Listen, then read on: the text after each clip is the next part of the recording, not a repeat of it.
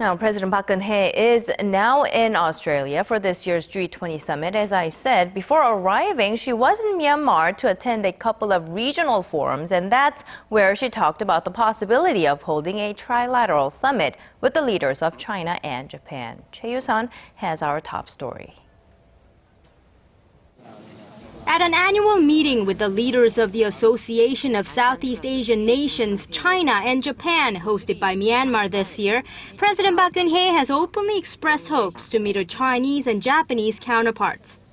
This comes as historical and territorial differences in Northeast Asia have led tensions to rise in the region.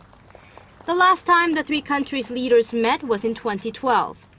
A slight gaining of diplomatic momentum among the three nations was witnessed at the APEC Summit in Beijing earlier this week, when President Park talked about a tripartite foreign ministers meeting with Chinese President Xi Jinping.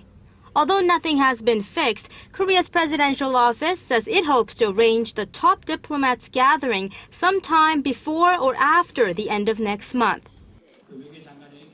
We'll be able to talk about when and how we can hold a leaders' summit, depending on the outcome of the foreign ministers' meeting. Park also had a brief encounter with Japanese Prime Minister Shinzo Abe, where the two leaders agreed to encourage officials involved in high-level talks to make progress in resolving Japan's wartime sexual enslavement of Korean women.